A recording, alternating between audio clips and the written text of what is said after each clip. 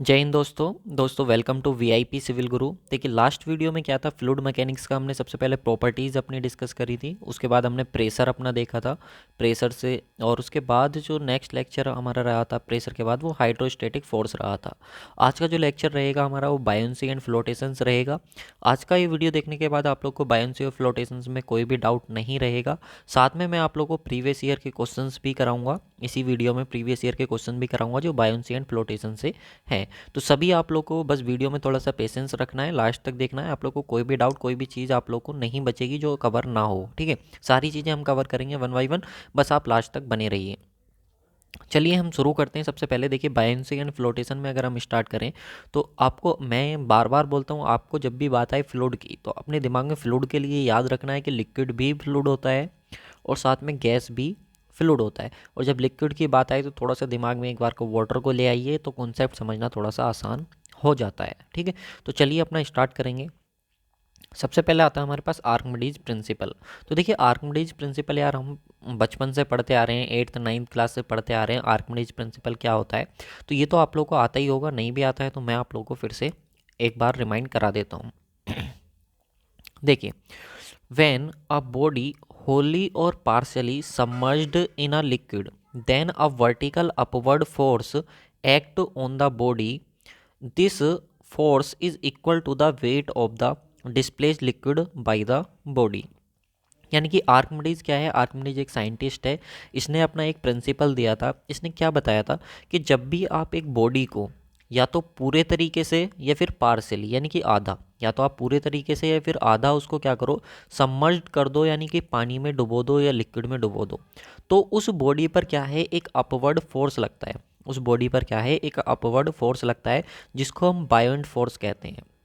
और आर्किमिडीज ने क्या है ये तो बता दिया कि जब भी आप किसी बॉडी को क्या है कि आप उसके अंदर डालोगे, लिक्विड के अंदर डालोगे, तो उस पर एक फोर्स लगेगा जो अपवर्ड फोर्स होगा। लेकिन साथ में आर्किमिडीज ने एक और अच्छा काम किया, उसने ये भी बता दिया कि मैं आप लोग को ये भी बता देता हूँ कि ये जो अपवर्ड फोर्स लग रहा है जिसको आप बायोंट फोर्स कह रहे हो, इसको आप कैसे कैलकुलेट कर सकते हो। उसने बताया कि ये जो फोर्स होगा, इसका जो वैल्यू होगा, इसका जो मैग्नीट्यूड होगा, वो इक्वल टू होगा wait of the displaced liquid. यानी कि जितना भी वो बॉडी जो पानी के अंदर जा रही है, वो जितना भी लिक्विड डिस्प्लेस करेगी, उसका जितना भी वेट होगा वो हमारा क्या होगा, बायोंट फोर्स होगा। क्योंकि हमको मालूम है वेट जो होता है इसकी भी यूनिट न्यूटन होती है, और जो बायोंट फोर्स होता है इसकी भी जो यूनिट होती है वो क्या होती है, न्यूटन होती है। तो यही हमारा क्या है, इसने बताया था आर्किमिडीज ने, सही है। अब मैं आप लोग को यहाँ पे देखिए एक बार इमेज की हेल्प से बताता हूँ। देखिए इन्होंने क्या कहा कि ये मान लीजिए कि हमारे पास कोई एक वेजल है जिसके अंदर हमने एक बॉडी ली हुई है, और इस बॉडी को हम क्या कर रहे हैं, इस लिक्विड के अंदर डाल लें। तो जैसे ही आप इस लिक्विड के अंदर डालोगे तो ये आपका जो वाटर लेवल है वो आप लोग का बिल्कुल अपर तक है, ठीक है। जैसे ही आप इस बॉडी को, जो 6 किलोग्राम की बॉडी है, आप इसके अंदर डालोगे तो इस बॉडी पर एक अपवर्ड फोर्स लगेगा, जैसा कि इसने बताया भी था। और ये हमको रियल में भी फील होता है। अगर आपको स्विमिंग वगैरह आती है, तो अगर आपने स्विमिंग वगैरह की है तो आपको मालूम होगा कि अपना जो वेट होता है वो हमको, जब हम स्विमिंग करते हैं या फिर जब हम वाटर के अंदर जाते हैं तो हमको अपना वेट कम फील होता है, होता ही नहीं। तो वो कम वेट जो हमको फील होता है वो इसी बायोंट फोर्स की वजह से होता है। क्योंकि हमें पता है कि हम पे नीचे से एक फोर्स लग रहा है जो वाटर अप्लाई कर रहा है, और जिसको हम क्या बोलते हैं, बायोंट फोर्स बोलते हैं। तो ये जो बायोंट फोर्स होता है, जैसे ही इस बॉडी इस लिक्विड के अंदर आती है तो इसमें से क्या है, एक लिक्विड, थोड़ा सा लिक्विड इससे बाहर निकल जाता है। जैसे ये बाल्टी है और ये बाल्टी हमारी पूरी भरी हुई है, तो आप एक बॉडी को इसके अंदर डालो। जैसे ही आप इस बॉडी को इसके अंदर डालोगे तो ये जो पानी है बिल्कुल इसके ऊपर सरफेस तक है, तो इससे पानी कुछ बाहर आ जाएगा। तो आर्किमिडीज ने क्या बताया था कि ये पानी जो होगा ना, इस पानी का जितना भी पानी बाहर निकल करके आया, इस पानी का जो भी वेट होगा वो वेट हमको क्या दे देगा, वो बायोंट फोर्स दे देगा जो इस बॉडी पे अपवर्ड डायरेक्शन में लग रहा था। अब हमारे सामने चैलेंज ये आता है कि हम जो ये बॉडी है जो पानी निकल करके आया है, इसका वेट कैसे लें। तो एक तो सिंपल सा तरीका है, जो वेगिंग मशीन होती है आप उसको लो, और वेगिंग मशीन से आप उसका वेट नाप लो, और जितना भी वेट हमको मिलेगा वो हमको क्या दे देगा, बायोंट फोर्स दे देगा। क्या ये हम हर बार अप्लाई करेंगे? अगर हम इस मेथड को हर बार अप्लाई करेंगे तो बहुत ज़्यादा कॉस्टली हो जाएगा हमको। बड़ी से बड़ी, अब मान लीजिए कि बहुत बड़ी बॉडी है और वो पानी के अंदर डल जाए, तो हम उसका इतना बड़ा, इतना ज़्यादा पानी का वेट नापेंगे, तोलेंगे, तब जा करके हम बताएंगे कि बायोंट फोर्स कितना होगा। तो ये तो हमारे लिए बहुत बड़ा चैलेंज हो गया। तो हमने क्या करा, अरे भाई हम इंजीनियर हैं, हर चीज़ का सोल्यूशन निकाल ही लेते हैं। तो हमने क्या करा, उस बायोंट फोर्स को कैलकुलेट करने के लिए हमने क्या करा उस बायोन फोर्स को, जैसा कि उसने बताया था कि wait of the liquid displaced, यानी कि जो वेट जो पानी बाहर निकल करके आया है उसका वेट जो होगा वो हमको बायोन फोर्स देगा। तो हमें उसका वेट निकालना था, तो उसका वेट निकालने के लिए हमको एक फॉर्मूला मालूम है। क्या मालूम है? कि सर जो यूनिट वेट होता है, यूनिट वेट जो होता है वो हमारे पास होता है weight per unit volume, weight per unit volume होता है। तो जब यहाँ से हम वेट निकालेंगे तो कितना आ जाएगा? यूनिट वेट इंटू वॉल्यूम आ जाएगा। अब यहाँ से वेट हमारे पास डब्लू हो गया, यूनिट वेट क्या होता है? गामा होता है, वॉल्यूम क्या हो गया हमारे पास? वी हो गया।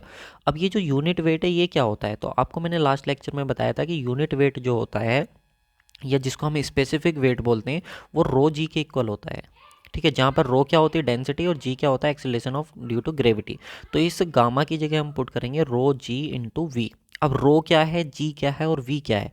और ये हमारे पास आ गया वेट, और यही वेट हमको क्या देता है? आर्किमिडीज के हिसाब से बायोन्स फोर्स हमको देता है। तो रो जो होता है ये होता है हमारे पास डेंसिटी ऑफ लिक्विड। कौन सा लिक्विड? जिस लिक्विड के अंदर आप बॉडी को डाल रहे हो, चाहे वो लिक्विड ऑयल हो, चाहे वो लिक्विड मर्करी हो, चाहे वो लिक्विड वाटर हो, जिसके भी अंदर आप डालोगे उसकी डेंसिटी आ जाएगा। अब सर जी क्या होता है हमारे पास? तो सर जी होता है एक्सेलरेशन ड्यू टू ग्रेविटी। और वी क्या होता है? सबसे इंपॉर्टेंट रोल अगर होता है यहाँ पर तो वी का होता है, जिस वी को हम वी डी लिखते हैं। वी डी क्या होता है हमारे पास? वी डी होता है हमारे पास वॉल्यूम ऑफ डिस्प्लेस्ड लिक्विड। देखिए मैं इसको लिख रहा हूँ, वॉल्यूम ऑफ डिस्प्लेस्ड लिक्विड, बस यही टर्म आपको समझना है, वॉल्यूम ऑफ डिस्प्लेस्ड लिक्विड। यानी कि इसका मतलब ये है कि जैसे ही आपने इस बॉडी को इस वाटर के अंदर डाला था तो इससे जो वाटर निकल करके आया था, तो ये जो वाटर निकल करके आया है इसका जो वॉल्यूम होगा, इसका जो वॉल्यूम होगा उसको हम बोलेंगे वी डी।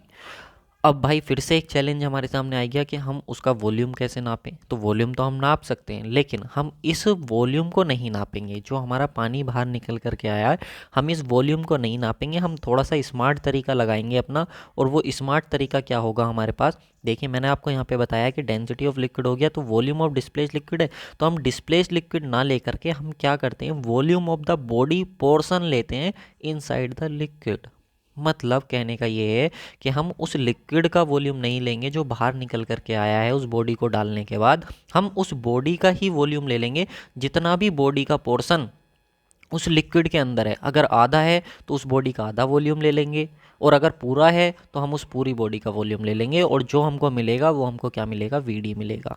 तो आई होप आप लोगों को क्लियर हुआ होगा कि बायोन फोर्स हम कैसे निकालेंगे। बायोन फोर्स निकालने का तरीका हो जाएगा density of liquid into acceleration due to gravity, और वी हो जाएगा हमारे पास volume of body portion inside the liquid. आप इस वाली लाइन को याद रखो, सारे न्यूमेरिकल प्रॉब्लम आप लोग के एकदम बनते चले जाएंगे, आपको कोई भी दिक्कत नहीं आएगी। यहाँ पे आपको बस यही ध्यान रखना कि वीडी आपको उस बॉडी का वॉल्यूम लेना है, उस बॉडी के पोर्शन का उतना वॉल्यूम लेना है जितना सिर्फ पानी के अंदर है। अगर पूरा बॉडी पानी के अंदर है तो पूरा वॉल्यूम ले लेंगे बॉडी का, और अगर आधा है तो आधा ले लेंगे, जितना भी होगा उतना हम उसको ले लेंगे। ठीक है, इस चीज़ को आपको ध्यान रखना है। तो आई होप आप लोगों को क्लियर हुआ होगा कि कैसे हम बायोन्सी फोर्स निकालेंगे। ठीक है, ये चीज़ आपको ध्यान रखनी, इंपॉर्टेंट फॉर्मूला है। फिर से जैसे मैंने आप लोगों को बताया था, जो हाइड्रोस्टेटिक फोर्स होता है रो जी एच बार ए हमने पढ़ा था। अब मैंने आपको बताया था ये बहुत इंपॉर्टेंट फॉर्मूला है। ठीक है, यहाँ से क्वेश्चन बनते हैं। वैसे आप लोगों को बायोन्सी फोर्स भी याद रखना है, ये बहुत इंपॉर्टेंट है। यहाँ से आप लोग के न्यूमेरिकल बनते हैं, 1 मार्क्स का न्यूमेरिकल पक्का कन्फर्म है, यहाँ से बनना तय है एकदम। ठीक है, तो आई होप आप लोग को ये क्लियर हुआ होगा। फिर भी अगर कोई डाउट रह जाता है तो आप हमसे कमेंट करके पूछ सकते हैं। अब देखिए यहाँ से कुछ क्वेश्चन हैं जो डायरेक्ट बनते हैं नोटबुक में। Point of application of buoyant force is the C G of the liquid displaced and it is called the centre of buoyancy. सबसे पहले तो आप ये समझो, जब भी किसी बॉडी को आप उसके अंदर डालते हो तो आपको ये मालूम है कि वो जो बॉडी होती है वो आप लोग का एक अपना वेट कम फील करती है, वेट जो है अपना वो लो फील करती है। क्यों? क्योंकि उस पर एक बायोन फोर्स लग रहा होता है। ठीक है, अब जैसे ही आपने बॉडी को इसके अंदर डाला तो आपको मालूम है कि इधर से लिक्विड निकल करके आएगा, क्योंकि ये पूरा भरा हुआ था। तो यहाँ से जो लिक्विड निकल करके आएगा, इस लिक्विड का मान लीजिए इतना लिक्विड आया निकल करके, तो ये जो लिक्विड निकल करके आया इसका भी तो कहीं सी जी होगा ना। तो ये जो सी जी होता है इस लिक्विड का, जो डिस्प्लेस्ड लिक्विड है, इसका जो सी जी होता है इस पॉइंट पर ही हमारा क्या होता है? एक्ट करता है। क्या एक्ट करता है? जो बाइंड फोर्स होता है वो एक्ट करता है इस सी जी पर। ठीक है, और इसी को हम क्या बोल देते हैं? इसी पॉइंट को हम बोल देते हैं सेंटर ऑफ बायोन्सी। तो याद रखना भाई, सेंटर ऑफ बायोन्सी क्या होता है? ये वो सी जी होता है जहाँ पर आप लोग का जो लिक्विड डिस्प्लेस होकर के आया है, जो लिक्विड डिस्प्लेस होकर के आया है उसका जो सी जी होगा उसी को हम बोलेंगे सेंटर ऑफ बायोन्सी, और उसी पर हमारा एक्ट कर रहा होता है बायोंट फोर्स। तो ये एक इंपॉर्टेंट क्वेश्चन है, यहाँ से बनता है, इस चीज़ को आपको याद रखना है। नेक्स्ट है आप लोग का एक बार क्वेश्चन पूछा गया, buoyant force is independent of the distance of body from the free surface of the liquid and the density of the solid body. यानी कि अगर ये आपका लिक्विड है और ये आपकी फ्री सरफेस है, यहाँ तक वाटर भरा हुआ है और आपने बॉडी इसके अंदर डाल दी, तो ये जो बायंट फोर्स होगा, जो एफ वी होगा, जो इस पर अपवर्ड डायरेक्शन में लग रहा होगा, ये इसके ऊपर डिपेंड नहीं करेगा कि इस बॉडी की डेंसिटी क्या है, सॉलिड बॉडी की डेंसिटी क्या है, या फिर ये सॉलिड बॉडी जो है इस फ्री लिक्विड सरफेस से कितनी हाइट नीचे है, ये इसके ऊपर भी डिपेंड नहीं करेगा। यानी कि जो बायंट फोर्स होगा ये डिपेंड नहीं करेगा कि कितनी नीचे है बॉडी, इसके ऊपर भी डिपेंड नहीं करेगा, और उस सॉलिड बॉडी की डेंसिटी क्या है उसके ऊपर भी डिपेंड नहीं करेगा। ये चीज़ आप लोगों को ध्यान रखनी, क्योंकि हमको मालूम है कि जो बायंट फोर्स होता है वो रो एल जी और वी डी होता है, ये केवल डिस्प्लेस्ड वॉल्यूम के ऊपर डिपेंड करता है और ये केवल डेंसिटी ऑफ लिक्विड के ऊपर डिपेंड करता है। यहाँ पर उस बॉडी से रिलेटेड कोई भी चीज़ हमको कंसिडर नहीं करनी है, बस बॉडी का सिर्फ लेना है, तो क्या लेना है हमको, वॉल्यूम लेना है। तो ये चीज़ आप लोग याद रखेंगे। नेक्स्ट आता है हमारे पास प्रिंसिपल ऑफ फ्लोटेशन। ये बहुत इंपॉर्टेंट है, प्रिंसिपल ऑफ फ्लोटेशन क्या होता है, क्योंकि यहाँ से भी क्वेश्चन आप लोग के फ्रेम होते हैं। तो प्रिंसिपल ऑफ फ्लोटेशन का मतलब है कि कोई भी बॉडी जो है वो लिक्विड में कब फ्लोट करती है। हम कब कहेंगे कि कोई भी बॉडी हमारी लिक्विड के अंदर फ्लोट कर रही है, तो a body will float in liquid if the weight of the body is equal to the buoyant force. यानी कि कोई भी बॉडी हमारी लिक्विड के अंदर तभी फ्लोट करेगी जब उस पर लगने वाला बायंट फोर्स जो है उसके वेट के इक्वल हो जाए, क्योंकि हमको मालूम है सर वेट हमेशा डाउनवर्ड डायरेक्शन में लगेगा और बायंट फोर्स हमेशा अपवर्ड डायरेक्शन में लगेगा। अगर हमारा वेट जो है वो बायंसी फोर्स के इक्वल हो जाए तो हम बोलेंगे कि वो बॉडी जो है हमारी वो लिक्विड के अंदर क्या कर रही है, फ्लोट कर रही है। इस चीज़ को आप याद रखेंगे। और हम ये कह सकते हैं कि wait of the displaced liquid bye it's emerged part, यानी कि जो लिक्विड होगा इमर्ज्ड पार्ट का, क्योंकि बायंट फोर्स वही तो होता है। बायंट फोर्स क्या होता है कि जितना भी इससे लिक्विड बाहर निकल करके आएगा उसका वेट ले लो तो बायंट फोर्स आएगा। तो यही ये कहना चाह रहा है कि जो वेट होगा बॉडी का वो बायंट फोर्स के इक्वल होगा, तभी कोई भी बॉडी क्या करेगी, फ्लोट करेगी। अब देखिए हमने ले लिया कि वेट ऑफ द बॉडी किसके इक्वल हो गया, बायंट फोर्स के। तो यहाँ देखिए वेट हमेशा डाउनवर्ड एक्ट करता है और जो बायंट फोर्स होता है वो हमेशा अपवर्ड एक्ट करता है। हमने डेंसिटी जो लिया बॉडी की, क्योंकि ये सॉलिड बॉडी है तो इसकी डेंसिटी को हमने रो एस कह दिया, और इसका जो वॉल्यूम है पूरे सॉलिड का वो हमने क्या कह दिया, वी एस। और वी डी क्या होता था, मैं क्लियर कर दे रहा हूँ, वी डी क्या होता था, ये वो वॉल्यूम होता था जो लिक्विड को डिस्प्लेस करता था। या फिर हम ये कहें कि ये वी डी जो होता था वो वॉल्यूम होता था लिक्विड का जो पानी के अंदर होता था, जो उस लिक्विड के अंदर होता था, जितना भी होगा वो वी डी होगा। ठीक है। अब हम सर वेट हम निकाल देंगे। वेट निकालने के लिए क्या होगा, वही यूनिट वेट इनटू वॉल्यूम। तो हम किसका वेट निकाल लें, इस सॉलिड बॉडी का। तो सॉलिड बॉडी का वेट निकालेंगे तो ये कितना हो गया, रो जी इंटू वी। तो रो भी किसका आ जाएगा, सॉलिड बॉडी का। जी हमारा कांस्टेंट होता है। वॉल्यूम भी किसका आएगा, सॉलिड बॉडी का, क्योंकि ये वेट हमने किसका लिया, सॉलिड बॉडी का। ठीक है। अब बायंट फोर्स हमको मालूम है, अभी मैंने ऊपर बताया था, रो एल जी और वी डी हो जाएगा। तो यहाँ से सर रो से रो कैंसिल हो गया, तो rho S into V S is equal to rho L into V D. Very very very very important है भाई, यहाँ से क्वेश्चन फ्रेम होता है। 1 मार्क्स का न्यूमेरिकल पक्का है, चाहे वो जेई का एग्जाम हो या फिर एई का एग्जाम हो। ठीक है, यहाँ से क्वेश्चन पक्का है, आप लोग याद रखेंगे। Density of solid body into volume of solid body जो इक्वल होता है density of liquid into volume of जो बॉडी का पोर्शन होगा लिक्विड के अंदर वो आ जाता है हमारे पास। ठीक है। तो यहाँ पे हम देखिए जब इनका रेशियो लेंगे तो ये फॉर्मूला बन के आ जाएगा, इतना तो आता ही होगा।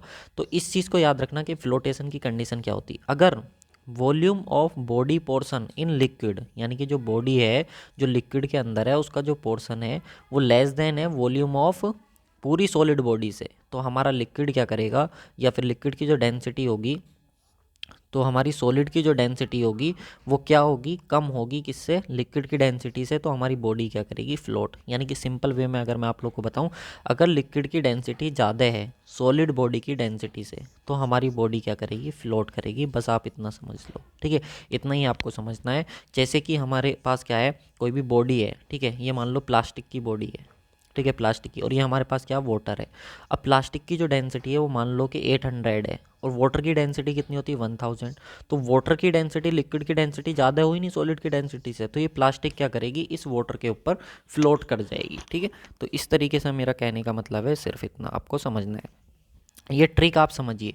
देखिए इस तरीके का क्वेश्चन हमसे पूछा जाता है, ये कोई भी बॉडी है जो लिक्विड के अंदर पार्शली सबमर्ज्ड है, मतलब कुछ पोर्शन ऊपर है कुछ पोर्शन नीचे है। ठीक है। तो हमसे ये पूछता है कि हमारे पास देखिए जो हमें रिलेशन ये याद रखना है, इसी से आता है हमारा रिलेशन हमको ये रिलेशन याद रखना है कि जो यूनिट वेट होगा या फिर डेंसिटी होगी बॉडी की इनटू जो टोटल हाइट होगी बॉडी की। देखिए यहाँ पे बॉडी की बात हो रही है, वो इक्वल होगा, उनका जो प्रोडक्ट होगा वो इक्वल होगा किसके, जो डेंसिटी ऑफ फ्लूइड होगा इनटू हाइट, जो हाइट है जितना भी पोर्शन है उस बॉडी का जो लिक्विड के अंदर है वो, उन दोनों का प्रोडक्ट जो होगा वो हमारा एक दूसरे के इक्वल होगा। यानी कि बॉडी की बात करें, एक तरफ बॉडी की बात करें, एक तरफ हम फ्लूइड की बात करें, तो बॉडी की डेंसिटी इनटू बॉडी की हाइट, ठीक है, फ्लूइड की डेंसिटी इनटू उस बॉडी का वो हाइट जो फ्लूइड के अंदर है, उन दोनों का प्रोडक्ट क्या होता है, एक दूसरे के इक्वल होता है। इनमें से कोई भी तीन चीज़ दे देता है और एक चीज़ हमसे पूछ लेता है, तो ये आपको याद रखना है। चलिए नेक्स्ट आती है हमारे पास स्टेबिलिटी ऑफ फ्लोटिंग बॉडी। देखिए यहाँ से क्वेश्चन बनना तय है, बिल्कुल आप लिख लो, एग्जाम में छपेगा, ठीक है। अरे यार हम इंजीनियर है भाई, एग्जाम की तैयारी कर रहे हैं, छोटा मोटा एग्जाम थोड़ी है, जेईई का एग्जाम है, अगर मेहनत कर लेंगे तो मार थोड़ी जाएंगे यार। हमको पता है यहाँ से क्वेश्चन बनेगा, छपेगा, तो क्या दिक्कत है हमको ये पॉइंट नोट करने में, ये बताओ, पक्का मैं बोल रहा हूँ छपेगा क्वेश्चन, ठीक है। तो फ्लोटिंग बॉडी की दो कंडीशन होती है, हमने फ्लोटिंग, अभी मैंने आप लोग को बताया फ्लोटिंग की कंडीशन क्या है, कि जो सॉलिड बॉडी है उसकी डेंसिटी कम होनी चाहिए लिक्विड की डेंसिटी से, तभी हमारी बॉडी फ्लोट करेगी। और एक और कंडीशन बताया कि जो वेट ऑफ द बॉडी होगा वो बायोन्सी फोर्स के इक्वल होगा फ्लोटिंग कंडीशन में, बताया नहीं। तो दो कंडीशन हमको याद रखनी। अब ये दो कंडीशन के दो केस हमारे सामने निकल करके आते हैं, जब बॉडी फुल्ली सबमर्ज्ड हो और जब बॉडी हमारी पार्शियली सबमर्ज्ड हो। यानी कि बॉडी फुल्ली सबमर्ज्ड हो, इसका मतलब क्या है कि बॉडी पूरे तरीके से पानी के अंदर है, और पार्शियली सबमर्ज्ड का मतलब है कि बॉडी जो है हमारी वो आधी पानी के अंदर है और आधी जो है वो पानी के बाहर है, ठीक है। ये चीज़ मतलब होता है पार्शली सबमर्ज्ड और फुल्ली सबमर्ज्ड का। तो मैं आप लोग को एक ट्रिक यहाँ पे देने वाला हूँ, आप पूरा मत जाइए डिटेल के अंदर, हमको तो सिर्फ एग्ज़ाम निकालना है, हमको तो सिर्फ अपना काम निकालना है, हमें अपना सिलेक्शन चाहिए। तो मैं आप लोग को बता देता हूँ, देखिए जब भी बॉडी की बात हो रही होगी फुल्ली सबमर्ज्ड की, तो हमारे पास ये एक्स एक्सिस होती है, या हमारे पास वाई एक्सिस होती है। तो हमको ध्यान रखना है ये जो पॉइंट होगा, ठीक है, ये ओरिजिन पॉइंट जो होगा, यहाँ पे हमको ग्रेविटी देखनी है, यहाँ पे हमको क्या देखनी है, ग्रेविटी। और जब भी पार्सली बॉडी की बात हो रही है, यानी आधी पानी के अंदर होगी आधी पानी के बाहर होगी, तो एक नया पॉइंट हमको देखने को मिलता है जिसको हम मेटा सेंटर बोलते हैं। तो हमसे क्वेश्चन पूछा जाता है कि ये एम जो होता है मेटा सेंटर होता है, तो हमसे पूछा जाता है मेटा सेंट्रिक हाइट क्या होती है। तो याद रखेंगे जो जी पॉइंट होता है यानी कि सेंटर ऑफ ग्रेविटी होता है, और जो मेटा सेंटर होता है, उन दोनों पॉइंट के बीच की जो हाइट होती है उसको हम क्या बोलते हैं, मेटा सेंटर बोलते हैं। बिल्कुल बनेगा क्वेश्चन, जो जी होता है और एम होता है उसके बीच की जो हाइट होती है उसको जी एम को हम क्या बोलते हैं, मेटासेंट्रिक हाइट बोलते हैं। और ये हमको कब देखने को मिलता है, पार्सली सबमर्ज्ड बॉडी के केस में हमको मेटासेंटर देखने को मिलता है। तो आपको याद क्या रखना है, देखिए मैं आपको बताता हूँ, यहाँ पे देखिए जब भी बात हो रही होगी फुल्ली सबमर्ज्ड बॉडी की, किसकी बात हो रही होगी, फुल्ली की, इधर लिख देता हूँ मैं पार्सली की, ठीक है। जब भी पार्सली बॉडी की बात हो रही होगी, तो फुल्ली सबमर्ज्ड बॉडी की बात हो रही होगी, ट्रिक याद रखना, बिपिन बड़ा जी, मेरा नाम बिपिन है ना, तो हमने अपने नाम से ट्रिक बना दी, बिपिन बड़ा जी। और जब भी पार्सली सबमर्ज्ड बॉडी की बात हो रही होगी तो मैं बड़ा जी, बिपिन बड़ा क्यों, मैं बड़ा जी, जो पढ़ रहा है वो बड़ा जी। तो बस इतना ध्यान रखना, पार्सली बॉडी के केस में मैं बड़ा जी, और फुल्ली सबमर्ज्ड बॉडी के केस में बिपिन बड़ा जी। जब पूरे तरीके से बॉडी डूबी हुई होगी, जब पूरे तरीके से बिपिन डूब गया तो बिपिन बड़ा हो गया, और जब आधा ही डूब रहा है तो मैं बड़ा हो रहा हूँ, ठीक है। तो पूरे तरीके से जब भी जो डूब जाएगा वो बिपिन होगा, तो बिपिन बड़ा जी। याद क्या रखना है, जब भी बी ऊपर होगा, ठीक है, बी ग्रेटर देन होगा जी से, क्योंकि बिपिन बड़ा जी है ना, बिपिन जो है वो बड़ा है किससे, जी से, तो बिपिन बड़ा जी, तो उस समय बॉडी क्या होगी, स्टेबल होगी। और जब बी इक्वल जी होगा तो बॉडी न्यूट्रल होगी, और जब बी लेस देन जी होगा तो बॉडी क्या होगी, अनस्टेबल होगी। और यहाँ पे क्या है, मैं बड़ा जी मतलब एम बड़ा जी, मैं बड़ा जी ना, तो बिपिन यानी कि सॉरी एम, तो एम हो गया मैं बड़ा जी, तो मैं बड़ा जी, तो मैं बड़ा जी मतलब क्या हो गया, एम बड़ा जी। यानी कि जब एम ग्रेटर देन जी होगा तो बॉडी स्टेबल होगी, और जब एम इक्वल जी होगा तो बॉडी क्या होगी, न्यूट्रल होगी, और जब एम छोटा होगा जी से तो बॉडी क्या होगी, अनस्टेबल होगी। तो यहाँ से क्वेश्चन यही बनना तय है आप लोग का। और जब बॉडी स्टेबल होगी तो वैल्यू पॉजिटिव होगी, न्यूट्रल होगी तो जीरो, और अनस्टेबल होगी तो माइनस की। तो ये भी कई बार पूछ लिया जाता है, बस ये आपको याद रखना है। बॉडी पार्शियली होगी तो मैं बड़ा जी, बॉडी पूरी तरीके से पानी के अंदर होगी तो बिपिन बड़ा जी, बिपिन बड़ा जी, बस ऐसे याद रखो, बिपिन बड़ा जी। तो बॉडी स्टेबल की कंडीशन है ये, फिर एक न्यूट्रल किया जाएगी, फिर अनस्टेबल किया जाएगी। क्वेश्चंस बना के दिखाऊंगा, सब क्वेश्चंस बनेंगे, टेंशन मत लो, यही क्वेश्चन पूछा जाता है, ठीक है। चलो नेक्स्ट आ जाते हैं, मेटासेंट्रिक हाइट। तो मैंने अभी आपको बताया मेटासेंट्रिक हाइट क्या होती है इन फ्लोटिंग बॉडी, या फिर ये बोलें कि पार्शियली फ्लोटिंग बॉडी, ठीक है, पार्शियली फ्लोटिंग बॉडी। तो in floating body a point about which a body is oscillate in liquid is known as metacentric point. यानी कि होता क्या है, जब बॉडी हमारी पार्शली फ्लोट कर रही होती है तो वो एक पॉइंट हमको, देखिए ये एक इमेजनरी पॉइंट होता है। सबसे पहले तो आप ये समझो कि जो पॉइंट होता है ना, एक्चुअल में नहीं होता है, ये एक इमेजनरी पॉइंट होता है। इमेजनरी, ठीक है, ये इमेजनरी पॉइंट होता है, एक्चुअल में नहीं होता है, ये इमेजनरी पॉइंट होता है। ऐसा हमको फील हो रहा होता है कि ये पॉइंट कहीं ना कहीं होगा। तो ऐसा इमेजनरी पॉइंट जिसके अबाउट हमको ऐसा लगे कि बॉडी ऑक्सीलेट कर रही है, मतलब एक तरीके से मूवमेंट ऑक्सीलेट होता है, जैसे झूला झूलते हैं ना, तो जब झूला होता है, जहाँ पर झूला झूल रहे होते हैं, पॉइंट होता है, ये रस्सी होती और यहाँ पे कोई भी पर्सन ऐसे झूला झूल रहा होता है, ठीक है, तो वो इस पॉइंट के अबाउट ही तो झूल रहा होता है। तो ऐसे ही जब बॉडी कोई भी क्या है ऑक्सीलेट कर रही होती है पानी के अंदर, तो ये जो पॉइंट होता है, इस पॉइंट को हम बोलते हैं मेटा सेंटर, ठीक है, और ये होता है ग्रेविटी, ठीक है। तो ग्रेविटी से मेटा सेंटर तक का जो पॉइंट होता है, इसको हम बोलते हैं मेटासेंट्रिक हाइट। ये पॉइंट इमेजनरी होता है, एक्चुअल में नहीं होता है, ये फिर से मैं आपको बोल रहा हूँ, ठीक है। तो इस पॉइंट को हम क्या बोलते हैं, मेटा सेंटर पॉइंट बोलते हैं। The height between the meta centre and the C G of the body is called the metacentric height. और यही मैंने आप लोगों को बताया, जो सी जी होता है बॉडी का, ठीक है, और जो मेटा सेंटर होता है उसके बीच की जो हाइट होती है, उसको हम मेटासेंट्रिक हाइट बोलते हैं। अब देखिए, मान लीजिए कि ये हमारे पास कोई बॉडी, ये हमारे पास बायोन्सी फोर्स यहाँ पे एक्ट कर रहा था, ये हमारे पास जी था, और ये हमारे पास मेटा सेंटर कोई इमेजनरी पॉइंट था जिसके अबाउट ये बॉडी ऑक्सीलेट कर रही थी। तो बी एम, जो बी एम होगा, पूरा बी एम जो डिस्टेंस होगा वो किसके इक्वल होगा, इस डिस्टेंस के और इस डिस्टेंस के इक्वल होगा, होगा कि नहीं। तो बी एम कितना हो जाएगा, जी एम प्लस के बी जी, जी एम प्लस के बी जी। तो जब हम यहाँ से जी एम निकालेंगे मेटासेंट्रिक हाइट, तो कितना हो जाएगा, बी एम माइनस के बी जी, प्लस का इधर आया कि माइनस का हो जाएगा, ठीक है। तो ये हमको क्या बताता है, G M it is use to check the stability of floating body. मैंने अभी आपको बताया था कि जो जी एम होता है मेटासेंट्रिक हाइट होता है, जो मेटासेंट्रिक हाइट होता है, जो क्योंकि मैं बड़ा जी था, तो इसका मतलब फ्लोटिंग बॉडी की स्टेबिलिटी को चेक करने के लिए हम किसका यूज़ करते हैं, इस मेटासेंट्रिक हाइट का यूज करते हैं। और इसकी 3 कंडीशन होती हैं इक्विलिब्रियम की। कौन कौन सी कंडीशन होती हैं, अगर जी एम बोले तो sir metacentric height, metacentric height अगर ग्रेटर देन जीरो है तो बॉडी स्टेबल होगी, और मेटासेंट्रिक हाइट अगर इक्वल टू जीरो है तो बॉडी न्यूट्रल होगी, और मेटासेंट्रिक हाइट अगर लेस देन जीरो है तो बॉडी क्या होगी, अनस्टेबल होगी। इसको मैं ये भी कह सकता हूँ, वैल्यू पॉजिटिव है जीएम की तो बॉडी स्टेबल है, जीरो है तो न्यूट्रल है, और वैल्यू अगर निगेटिव आ गई तो बॉडी क्या होगी, अनस्टेबल होगी, ठीक है। ये चीज़ आपको ध्यान रखनी है। इसके बाद आता है हमारा टाइम ऑफ ऑक्सीलेटिंग पीरियड। अभी हमने देखा था कि बॉडी जो थी एक पॉइंट के अबाउट ऑक्सीलेट कर रही थी, इस तरीके से ऑक्सीलेट कर रही थी, ठीक है। तो ये जो ऑक्सीलेटिंग का जो टाइम होता है, ये कितना होता है, इसका फॉर्मूला क्या होता है, बस हमको ये याद रखना है। उससे पहले मैं आप लोग को एक चीज़ बता देता हूँ। देखिए, ये जो सारी चीज़ें हैं वो हमारा एप्लीकेशन है वीआईपी सिविल गुरु, ठीक है। वीआईपी सिविल गुरु हमारा एप्लीकेशन है, जिसकी लिंक मैंने आप लोगों को डिस्क्रिप्शन बॉक्स में दे दी है। ये बेहतरीन कंटेंट जो है हमारा, ये सब आप लोग को वहीं पे मिल जाएगा, पीडीएफ वगैरह, और प्लस के वीडियो सॉल्यूशन, प्लस के प्रीवियस ईयर के क्वेश्चन, ये सब आप लोग को हमारे एप्लीकेशन पे मिल जाएगा वीआईपी सिविल गुरु पे। लिंक डिस्क्रिप्शन बॉक्स में है, वहाँ से जा करके आप उसको डाउनलोड कर सकते हैं। और इसका प्राइस जानकर आप चौंक जाएंगे, सिर्फ और सिर्फ ये आप लोग को 549 रुपीज़ में आप लोग को अवेलेबल हो जाएगा, जिसमें 10% का भी डिस्काउंट अभी चल रहा है। तो केवल और केवल 500 में ये आप लोग को कोर्स मिल जाएगा, अगर अभी आप इनरोल करेंगे तो। सारा कंटेंट आप लोग को सभी सब्जेक्ट का ऐसा मिलेगा। कोर्स हमारा चल रहा है, लाइव कोर्स है अभी, मतलब कोर्स कंप्लीट नहीं हुआ, आप जा करके इनरोल कर सकते हैं। 1 ईयर की वैलिडिटी है और एकदम A1 कंटेंट है। अब देखिए यार, कोई भी अपने कंटेंट को ख़राब नहीं बताता। जैसे कोई भी हलवाई होता है, कोई भी हलवाई जो है वो अपनी मिठाई को ख़राब नहीं बता सकता। आप उसकी दुकान से मिठाई लेने जाइए, वो हमेशा यही कहेगा कि 1 नंबर मिठाई है, ठीक है। आपको खुद को जज करना पड़ेगा। आप यार इंजीनियर हो, आपने डिप्लोमा किया, आपने बीटेक किया, तो आप खुद जज नहीं कर सकते हो कि क्या चीज़ आपके लिए सही है।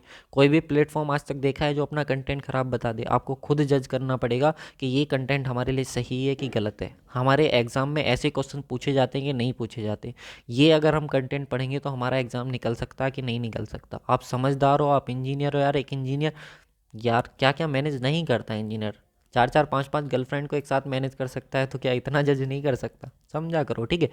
सब इंजीनियर हो, समझदार हो, तो खुद से जज करो कि क्या क्या चीज़ें आप लोग अच्छे से मैनेज कर सकते हो। क्या आपको लगता है कि ये कंटेंट आपके लिए यूज़फुल है, तो आपको ज्वाइन करना चाहिए, तो आप जा करके वहाँ से ज्वाइन कर सकते हैं, ठीक है। ये मैंने आप लोग को बता दिया, इंपॉर्टेंट मैसेज था, क्योंकि मैं अगर इतनी मेहनत कर रहा हूँ तो मैं सबके लिए चाहता हूँ कि यार इस कोर्स को ज्वाइन करें और सब अपना एग्ज़ाम निकालें, और जो उनका ड्रीम है, अपने माँ बाप का सपना है, खुद का सपना है, वो पूरा करें, ठीक है। चलिए, नेक्स्ट हम बात करते हैं टाइम पीरियड ऑफ ऑक्सीलेशन की। तो देखिए, टाइम पीरियड ऑफ ऑक्सीलेशन मैंने इसको हिंदी में समझाने की कोशिश करी बड़े अच्छे तरीके से। देखिए, फ्लोटिंग बॉडी को टिल्ट करने पर उसके स्टेबल कंडीशन में आने तक वह कुछ टाइम पीरियड तक ऑक्सीलेट करती रहती है। भाई साहब आपने बॉडी थी उसको थोड़ा सा हिलाया ऐसे करके, तो ये हिलती रहेगी धीरे धीरे धीरे धीरे तक, अब ये यहाँ आकर के रेस्ट में आ जाएगी। तो जैसे ही बॉडी यहाँ गई फिर यहाँ आई, फिर यहाँ से यहाँ तक ऐसे करके आते आते इस पॉइंट तक आएगी, तो इसको यहाँ ऑक्सीलेट अपने रेस्ट पोजीशन में आने तक, अपनी इक्विलिब्रियम कंडीशन में आने तक कुछ तो टाइम लगेगा ना। तो वही टाइम क्या होता है, हमारा ऑक्सीलेटिंग पीरियड होता है, जिसको हम क्या बोलते हैं, टी बोलते हैं। सही है। अब हमको इसका फॉर्मूला याद रखना है, तो टी इज इक्वल टू जो होता है बस यही याद रखना है जितना बता रहा हूँ, T is equal to 2 pi under root में के स्क्वायर जी और जी एम। जी क्या होता है, एक्सीलरेशन ड्यू टू ग्रेविटी, पाई की वैल्यू पता होती है, जी एम क्या होता है, मेटासेंट्रिक हाइट, के क्या होता है सर, के बताइए, के होता है भाई साहब रेडियस ऑफ जायरेशन। क्या होता है, रेडियस ऑफ जायरेशन। ये मैं आप लोग को सोम में बहुत अच्छे तरीके से बता चुका हूँ। Metacentric height, acceleration due to gravity, हमको याद ये रखना है, ये इंपॉर्टेंट पॉइंट हमको याद रखना, क्योंकि क्वेश्चन यहाँ से हमारा फ्रेम होना है कि जो टाइम पीरियड होता है वो मेटासेंट्रिक हाइट के इन्वर्सली प्रोपोर्शनल होता है। अगर मेटासेंट्रिक हाइट बहुत ज़्यादा है तो उसको ऑक्सीलेटिंग टाइम जो होगा उसका बहुत कम होगा। ये चीज़ आपको याद रखनी है। कैसे, क्योंकि यहाँ से नोट पॉइंट में आप देखिए, इसी का यूज करके हम क्या करते हैं, इन बैटल शिप या जो हमारे वॉरशिप होते हैं जो युद्ध में जाते हैं, ठीक है, जिनसे युद्ध होता है, लड़ाई लड़ी जाती है, in battle ship to attain the quick stability, हमको वहाँ पे क्विक स्टेबिलिटी चाहिए होती है। यानी कि अगर शिप पानी के अंदर है तो हम ऐसा थोड़ी ना चाहेंगे कि बहुत टाइम बाद अगर वो ऑक्सीलेट कर रहा है इधर उधर इस तरीके से ऑक्सीलेट कर रहा है तो वो बहुत टाइम बाद स्टेबल हो। हम तो ये चाहेंगे ना कि वो एकदम से स्टेबल हो जाए। तो इसलिए हम करते क्या है कि उसकी मेटासेंट्रिक हाइट को बहुत ज़्यादा रखते हैं, जिसकी वजह से उसका जो ऑक्सीलेटिंग टाइम है वो बहुत कम हो जाता है। और हम कितना रखते हैं बैटलशिप में, जो हमारा मेटासेंट्रिक हाइट होता है, क्वेश्चन पूछा जाएगा तो 1 से लेकर के लगभग 1.5 मीटर तक, यानी कि 1 से लगभग 1.5 मीटर तक हम उसको रखते हैं। Hence larger the metacentric height greater stability and comfort will decrease. इसलिए बोलते हैं कि मेटासेंट्रिक हाइट अगर ज़्यादा होगी तो हमारी जो स्टेबिलिटी होगी वो ग्रेटर होगी, और लार्जर द मेटासेंट्रिक, हाँ सही है, अगर मेटासेंट्रिक हाइट ज़्यादा होगी तो स्टेबिलिटी हमारी जल्दी आएगी, लेकिन वहाँ पे कंफर्ट डिक्रीज हो जाएगा, बस थोड़ा सा हमें वहाँ पे कंफर्ट फील नहीं होगा, बाकी सारी कंडीशन सही रहेंगी। अगर बात करें पैसेंजर शिप की, तो जो पैसेंजर शिप होता है जिसमें हम लोग मतलब ट्रैवल कर रहे होते हैं, तो उसमें कंफर्ट कंडीशन को हमको रखना होता है। तो सर अगर कंफर्ट कंडीशन को रखना पड़ेगा तो मेटासेंट्रिक हाइट क्या करनी पड़ेगी, कम करनी पड़ेगी, और जो ऑक्सीलेशन टाइम है वो क्या करना पड़ेगा, ज़्यादा रखना पड़ेगा। और उसके लिए मेटासेंट्रिक हाइट हम कितनी रखते हैं, तो 0.3 से लेकर के 1.2 मीटर तक हम रखते हैं। तो ये पॉइंट भी आपको याद रखना है। When a ship enter into sea, ये क्वेश्चन पूछा जाता है, जब एक शिप जो है वो एंटर करता है रिवर से सी में, रिवर से कहाँ पर जा रहा है, रिवर से वो सी में जा रहा है, तो उसकी वजह से क्या है, वो थोड़ा सा अपलिफ्ट हो जाता है, उसका थोड़ा सा लेवल क्या है, बढ़ जाता है, वो थोड़ा सा ऊपर हो जाता है। ठीक है, बस ये पॉइंट आप लोगों को और याद रखना है। तो यहाँ से देखो हमको क्या करना है, हमको भाई अपना एग्जाम क्रैक करना है, हमको चाहिए जॉब। ठीक है, वैसे ही एसएससी ने हमारी वॉट लगा रखी है 2021 में ना वैकेंसी दे करके 22 में दे रहा है, 23 में एग्जाम करा रहा है। तो जल्दी से हम लोग एसएससी जेई का भी अपना एक बैच लॉन्च करने वाले हैं, जिसमें टेक्निकल और नॉन टेक आप लोगों को सब कुछ वहाँ पे मिलने वाला है। अब टाइम हो गया है हमारा प्रीवियस ईयर के क्वेश्चंस लगाने का, तो हम प्रीवियस ईयर के क्वेश्चन अपने बना करके देखते हैं कि क्वेश्चन हमारे बन रहे हैं कि नहीं बन रहे। ठीक है, चलो अब टाइम हो गया, जैसे कि मैंने बताया कुछ क्वेश्चंस लगाने का, तो सबसे पहले हम कुछ क्वेश्चंस लगाते हैं प्रीवियस ईयर के क्वेश्चन से। देख लो भाई, यूपीपीएससी पॉलिटेक्निक टेक्नीशियन का ये 2019 का लेटेस्ट क्वेश्चन है, ऐसा नहीं कि बहुत पुराने क्वेश्चंस मैंने उठा लिए हैं, लेटेस्ट क्वेश्चन उठाए हैं। देखिए इसमें कह रहा है कि which of the following statement indicate unstable equilibrium off fully submerged body. देखो भाई, फुल्ली सबमर्ज्ड बॉडी की बात कर रहा है, तो फुल्ली सबमर्ज्ड बॉडी के केस में मैंने आपको क्या बताया सर जी, बिपिन बड़ा जी, बिपिन बड़ा जी, बिपिन बड़ा जी मतलब बी अगर ग्रेटर देन होगा जी से तो बॉडी क्या होगी, स्टेबल। बी इक्वल होगा जी के तो बॉडी क्या होगी सर, न्यूट्रल। और बी अगर लेस देन हो गया जी से तो बॉडी क्या होगी, अनस्टेबल। बताया था कि नहीं बताया था? तो उसने क्या बोला है कि अनस्टेबल इक्विलिब्रियम को बोला है। तो अनस्टेबल के केस में क्या होगा, जो हमारा बी होगा वो नीचे होगा और जी जो होगा वो क्या होगा, ऊपर होगा। तो सेंटर ऑफ ग्रेविटी क्या होगा, जो सेंटर ऑफ ग्रेविटी होगा वो क्या होगा, बिलो होगा। सेंटर ऑफ ग्रेविटी क्या होगा, वो हमारा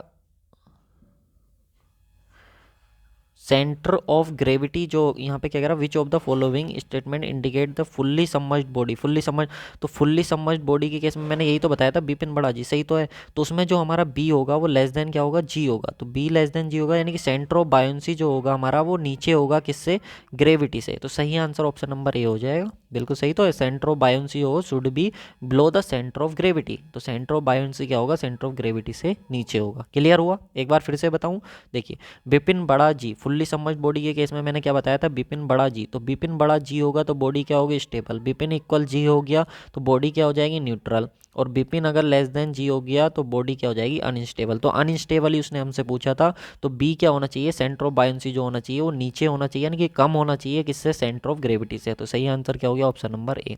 बन गया नहीं क्वेश्चन? चलो next question. The meta centre height of the floating body, floating body की मेटा सेंटर हाइट हमको पता था, मेटा सेंटर होता ही फ्लोटिंग बॉडी के अंदर है। जीपीएससी में देख लो भाई गुजरात वालों, एई में 2016 में क्वेश्चन पूछा गया, बता दो किस किस के बीच की डिस्टेंस होती है, तो जी से और एम के बीच की होती है। बताया था कि नहीं? अगर ये एम है मेटा सेंटर, ये जी है, उसके नीचे क्या होता है बी, तो जी से एम के बीच की हाइट जो होती है इसी को क्या बोलते हैं, मेटा सेंट्रिक हाइट। तो किस किस के बीच की डिस्टेंस हो जाएगी, ये डिस्टेंस हो जाएगी आप लोग की, it is the distance between the meta centre and the centre of gravity. सही आंसर क्या हो गया, ऑप्शन नंबर बी। बना के नहीं क्वेश्चन? बताओ। बिल्कुल बना सर। चलिए नेक्स्ट क्वेश्चन पे आते हैं। नेक्स्ट क्वेश्चन है, a stone weight 450 newton in air. भाई एक पत्थर लिया, उसका वजन तोला तो 450 न्यूटन आया, कहाँ पर, एयर में, ठीक है, हवा में। एंड 250 न्यूटन इन वाटर, और 250 न्यूटन कहाँ पर आया, वाटर के अंदर आया, ठीक है। द वॉल्यूम ऑफ स्टोन, इस स्टोन का वॉल्यूम हमको बताना है। देखो ध्यान से, इस वॉल्यूम, इस स्टोन का वॉल्यूम हमको बताना है, इस स्टोन का वॉल्यूम कितना होगा। अब एक बात बताओ, इतना न्यूटन हमको इसमें फील हुआ, तो वाटर ये क्या कर रहा होगा, पत्थर हमारा फ्लोट कर रहा होगा, फ्लोट कर रहा होगा, तैर रहा होगा कि नहीं तैर रहा होगा। क्यों? क्योंकि 450 न्यूटन हवा में था और 250 न्यूटन हमको फील हो रहा, तो 200 न्यूटन कहाँ गया, वो 200 न्यूटन ही तो बायोन्सी फोर्स ने एक्ट कर लिया, वही तो 200 न्यूटन हमारा वो फील कर रहा है वजन को। तो देखो हम कैसे इसको सोल्व कर देंगे। तो जो अपवर्ड थ्रस्ट होगा, जो बायोन्स फोर्स होगा, वो इतना हवा में था, इतना एयर में, उसका वेट स्टोन का हमारा पानी में हमें डाल दिया हमने, तो 200 न्यूटन का ही जो होगा वो हमको कौन सा होगा, बायोन्स फोर्स हमारा होगा, अपवर्ड फोर्स हमारा होगा। अब यही अपवर्ड फोर्स जो हो जाएगा वो किसके इक्वल हो जाएगा, यही जो अपवर्ड फोर्स हो जाएगा उस बॉडी के वेट के इक्वल हो जाएगा। तो 200 न्यूटन ये आएगा। वेट निकालने के लिए हम क्या करेंगे, वही अपना रो जी वी, ठीक है। तो रो जी कितना हो जाएगा, डेंसिटी ऑफ क्या हो जाएगा, वॉल्यूम वाटर हो जाएगा हमारे पास 1000 हो जाएगा, इंटू जी की वैल्यू 9.8 होगी, और वॉल्यूम हमको निकालना है, तो वॉल्यूम यहाँ से हम निकाल देंगे, और वॉल्यूम हमारे पास कितना आ जाएगा, 0.0204 मीटर क्यूब हमारे पास आ जाएगा, ठीक है। तो सही आंसर हमारे पास हो जाएगा ऑप्शन नंबर ए, ठीक है। तो यहाँ से इस क्वेश्चन को देखो, आर्किमिडीज प्रिंसिपल पे ये हमारा बना हुआ क्वेश्चन है और मैंने आपको बताया था कि यहाँ से हमारा क्वेश्चन पूछा जाता है। तो यही हमारे पास हो जाएगा, क्योंकि मैंने आपको बताया था ना, उसका सॉलिड बॉडी का वॉल्यूम कितना होगा, जितना उस बॉडी को डिस्प्लेस करेगा, और वो पूरे तरीके से हमने पानी के अंदर डाल दिया उसको, ठीक है। तो इसलिए वो हमारा इक्वल हो जाएगा, ठीक है। चलो नेक्स्ट क्वेश्चन पे आते हैं। नेक्स्ट क्वेश्चन देखिए, metacentric height is the distance between, metacentric फिर से देखिए क्वेश्चन, फिर से फ्रेम और भाई क्वेश्चन देख लो, इसरो में पूछा है, जीपीएससी में पूछा है, पंजाब में पूछा है, असम में पूछा है, राजस्थान में पूछा है, और क्या क्वेश्चन की जान लोगे तुम, क्या करोगे। मेटासेंट्रिक हाइट हमसे पूछिए किस किस के बीच की होती है, तो सेंटर ऑफ ग्रेविटी और मेटा सेंटर के बीच की जो हाइट होती है उसको हम बोलते हैं।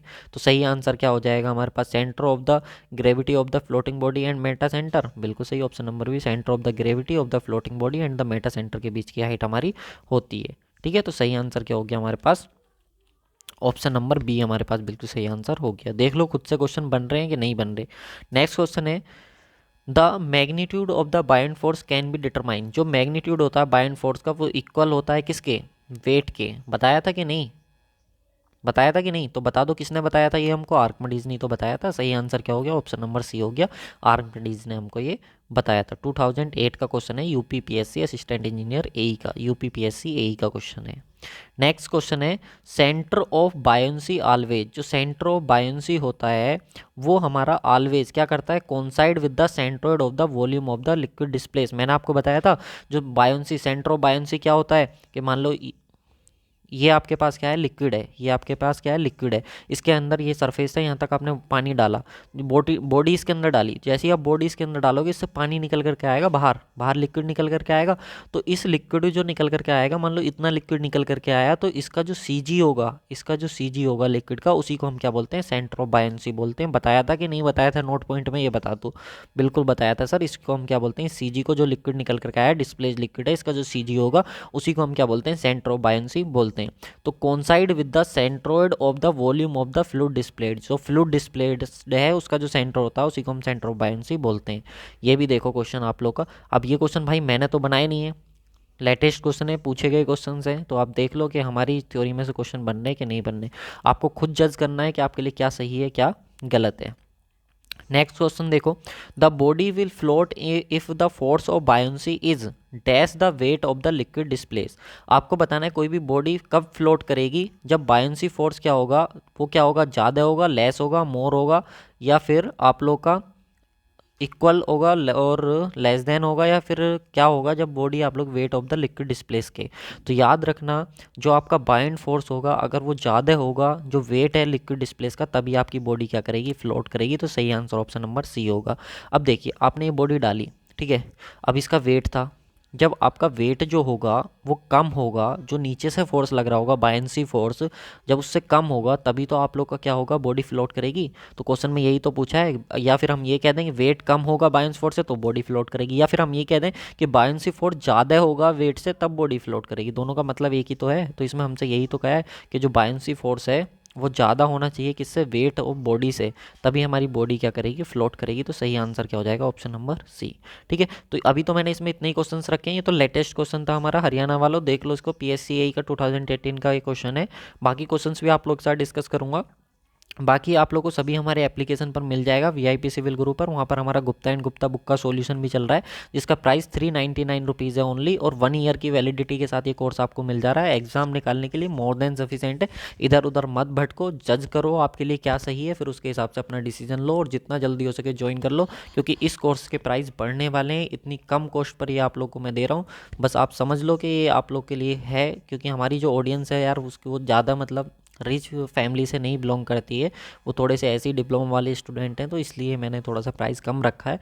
बाकी आप खुद से देख लो आप लोग क्या सही लगता है, जज कर लो, उसके बाद अपना डिसीजन लेकर के जितना जल्दी हो सके कोर्स ज्वाइन कर लो, क्योंकि इसका प्राइस बढ़ने वाला है, फिर से बोल रहा हूँ। ठीक है, thank you so much for watching this video.